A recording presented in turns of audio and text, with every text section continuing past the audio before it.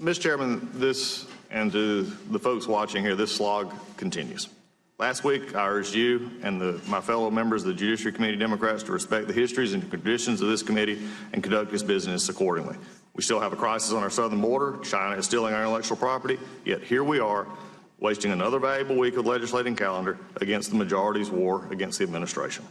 Today, we are meeting to consider a resolution to hold Attorney General Bill Barr in contempt of Congress. So let's take just a few moments and go through this. What is the justification for holding Attorney General Barr in contempt of Congress? Perhaps that he failed to abide by the special counsel regulations? No, he went above and beyond what the regulations required by transmitting the full report to Congress with limited redactions. Could it be that the Attorney General failed to accommodate the chairman's demands for information? No. He offered to let the chairman and 5 other Democrat leaders review the less redacted report at the Department of Justice, including a 99.9% unredacted volume on obstruction. In an odd move for anyone demanding access to information, the chairman and the other elected Democrats given access have declined to view that report.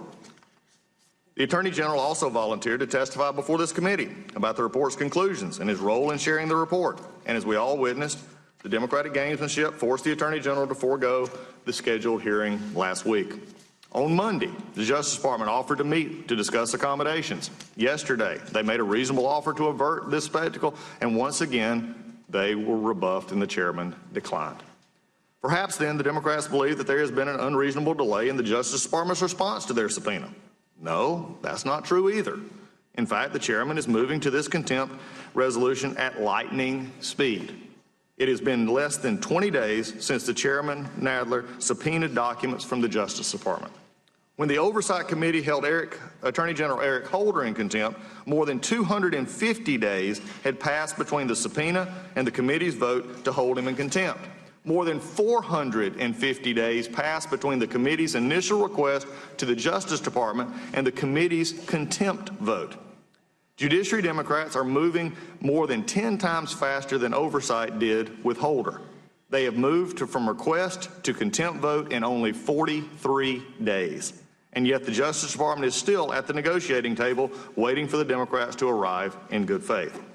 Why this rush? Without any valid legislative or administrative reason, we can only assume the Democrats that are led by the chairman have resolved to sully the Bill Barr's good name and reputation to accomplish 2 goals. First, Democrats are angry the special counsel's report did not produce the material or collusions they expected to pave their path to impeaching the president. I feel compelled to remind everyone the report found, despite offers to do so, no one from the Trump campaign knowingly conspired with the Russian government. And you can't help but notice the phrase Russian collusion has vanished from the Democratic talking points and left a void in the narrative. Since the special counsel did not make a prosecutorial determination on obstruction, which was his job, the Attorney General and the Deputy Attorney General did so according to their mandates as law enforcement officials while giving no credence to the Office of Legal Counsel's opinion regarding that of sitting presidents. As a result, they're angry. They're angry our nation's chief law enforcement officer and his deputy had the audacity to decide the evidence didn't support charges for obstruction and investigation into something the president didn't do. Second, Democrats are afraid of what the Attorney General will find when he completes his ongoing review of FISA abuses at the Justice Department, including how the Russia investigation began. Multiple news reports have suggested those conclusions could be explosive, could end careers, and could even lead to criminal prosecution. Rather than face that, the Democrats have resolved to neutralize Bill Barr by attacking him and the office and his integrity and his career. This is the first step. What a cynical, mean-spirited, counterproductive, irresponsible step it is. Meanwhile, our economy is surging. Unemployment among several minority groups is at historic low. A recent Washington Post poll shows cratering support for impeachment, but Democrats have no plans, no purpose, and no viable legislative agenda beyond attacking this administration. The House is more than 4 months into a Democratic majority. How many bills passed by this committee have been signed into law? Mr. Chairman, I implore you to see reason. I ask that you recognize the craven and insincere politics that seem to be yielding no dividends for the American people. We've talked on multiple occasions and proved at last week's pharmaceutical markup that I stand ready to work with you to promote solutions. I will not, though, become a bystander as we assail the Attorney General and this committee. Our democracy deserves better. Finally, Mr. Chairman, I'd like to quote a fellow member of Congress. As a member of Congress, I treat assertions of executive privilege very seriously. I believe they should be used only sparingly. In this case, it seems clear the administration was forced into a position by the committee's insistence on pushing forward with contempt. Despite the Attorney General's good faith offer, Mr. Chairman, it did not have to be this way.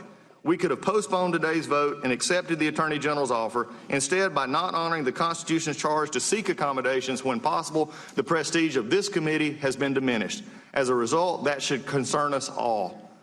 I quote Elijah Cummings.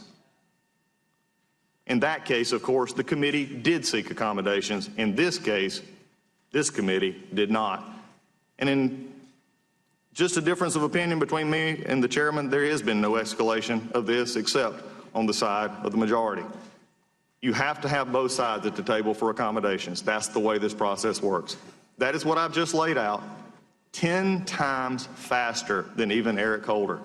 And when we get into the other issues that have been discussed here, and again, how we deal with this is going forward with what will be the precedent for the future and will be the precedent for what we have. With that, I yield back.